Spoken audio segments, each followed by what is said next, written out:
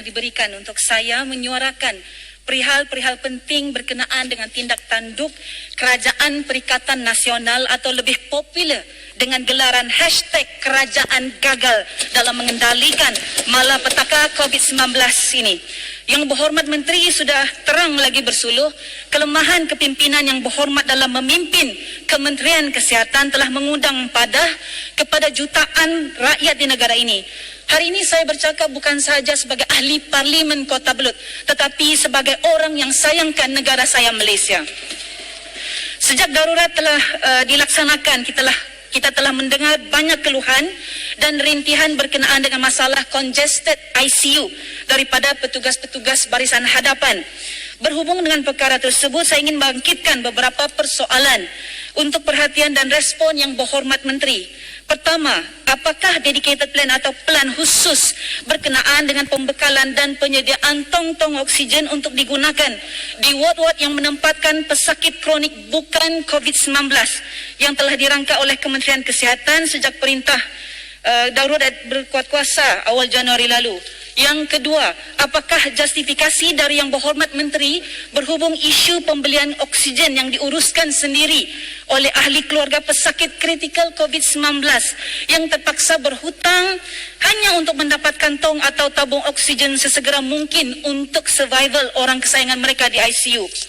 Kesesakan ward-ward ICU telah menjadi penyebab kepada kekurangan alatan oksigen yang amat penting untuk disediakan secara mencukupi, bukan saja untuk menampung keperluan kritikal semasa, malah untuk persediaan di masa akan datang.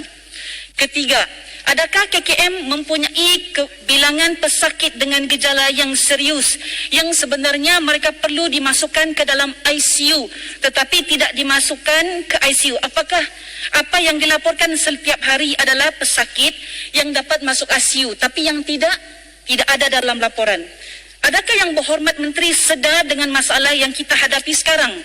Kita tidak boleh bandingkan jumlah kes Sabah dengan jumlah kes Semenanjung kerana di sini sekurang-kurangnya banyak hospital kerajaan lain yang khusus untuk merawat COVID-19 berbanding fasiliti yang kami ada di Sabah.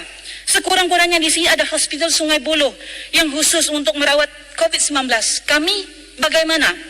Saya ambil contoh sekiranya ada kekurangan peralatan yang dihadapi di Hospital Sandakan. Sudah tentu pesakit akan dihantar ke Kota Kinabalu. Dengan perjalanan yang mengambil masa lebih kurang 5 jam, jalan raya yang teruk, line telefon yang sukar, bukan sahaja daripada Sandakan, Pensiangan, malah Labuan, semuanya dihantarkan ke Kota Kinabalu. Nampaknya semua akan bertumpu di Hospital KK. Harus juga kita ingat bahawa kita bukan sahaja merawat pesakit COVID-19, kita juga merawat pesakit-pesakit yang mengalami penyakit lain. Jangan cerita pasal kekurangan doktor pakar, medical officer. Saya kira kami di Sabah banyak kekurangan yang harus diambil perhatian oleh kementerian.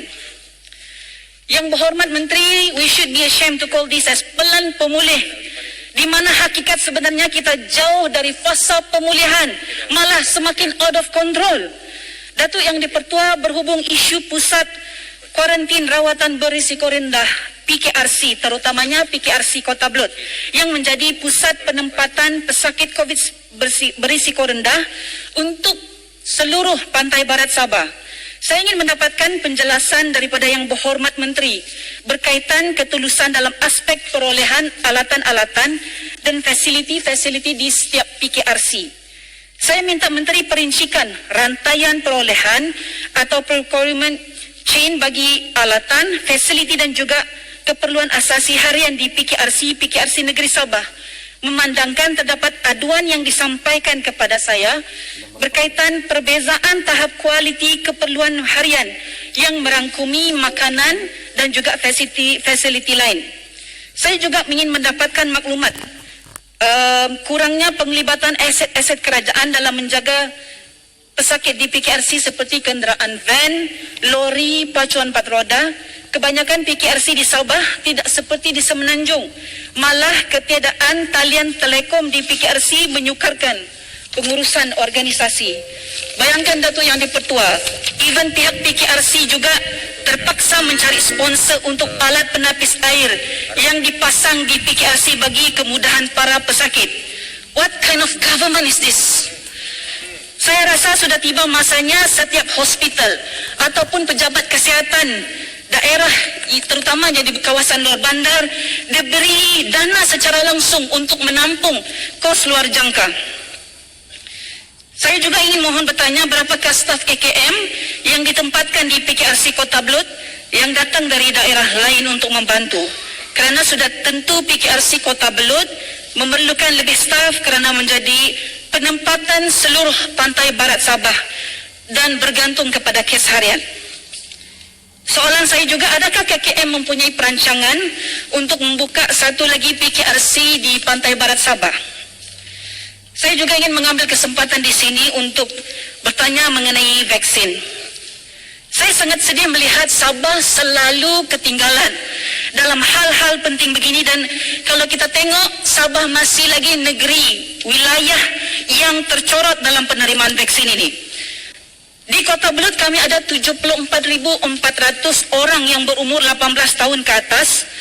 Setakat ini hanya 12,648 yang telah mendapat dos pertama, iaitu sebanyak 17%. Boleh mencela tentang vaksin tadi yang Berhormat sebut tadi? Sekejap. Okey, mungkin yang Berhormat tidak sedia maklum bahawa dalam kita memerangi COVID ini, putting the right man into the right place is very important.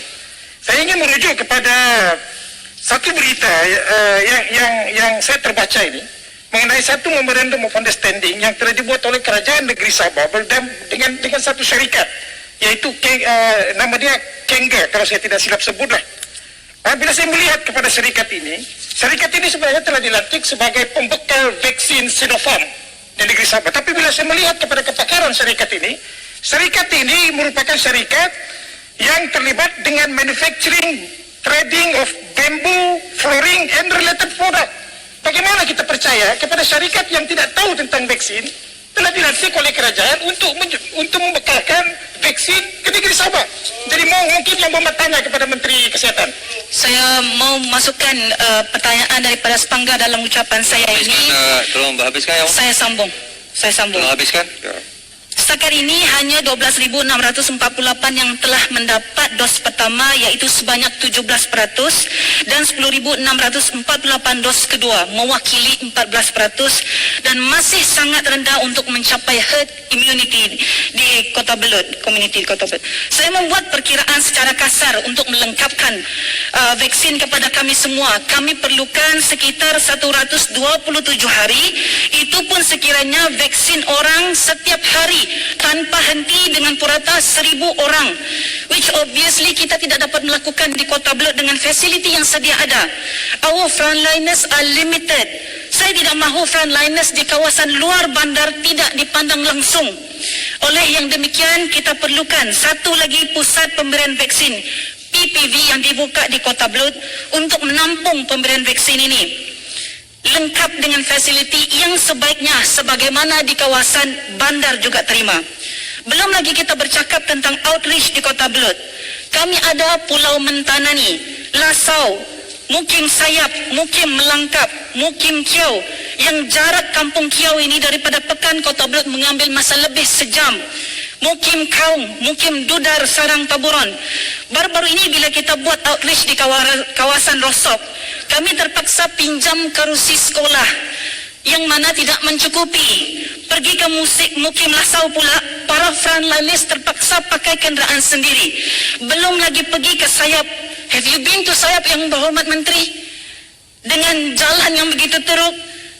Dan kita juga tidak tahu di mana mau rehatkan para penerima vaksin ini, sampai ada yang terpaksa rehat di wakaf sahaja selepas menerima vaksin. Apa orang Kota Belud tidak layak untuk menerima fasiliti sebegini? Belum lagi kita bercakap tentang soal terpaksa pinjam kemah untuk memberi ruang untuk orang menunggu. Kami perlukan katil yang portable yang boleh dibawa ke mana-mana untuk program outreach ini. Lain lagi kenderaan yang membawa para frontliners ke tempat outreach. Saya percaya bukan sahaja hospital Kota Belud dan juga pejabat kesihatan Kota Belud yang mengalami nasib. Sekejap, saya habiskan. Saya percaya juga banyak lagi hospital dan pejabat kesihatan luar bandar di Sabah yang mengalami nasib sebegini. Sebelum saya habiskan ucapan saya ingin petik ucapan teks Wagi Menteri, ya, muka surat 2 nombor 6, berkata walaupun bilangan kes positif COVID-19 adalah agak tinggi, namun bilangan kes serius yang tergolong dalam kategori 3, 4 dan 5 berdasarkan keadaan kritikal kes semasa baru didiagnosa adalah kecil berbanding dengan jumlah keseluruhan kes. Sebagai contoh, pada 26 Julai 2021, jumlah kes harian adalah 14.516 kes, yang mana kes kategori 3, 4 dan 5 hanya sekitar 2.5% sahaja. What kind of mentality is this? What kind of statement is this? Tidak ada seriusnya dalam kita buat kerja untuk menangani COVID-19.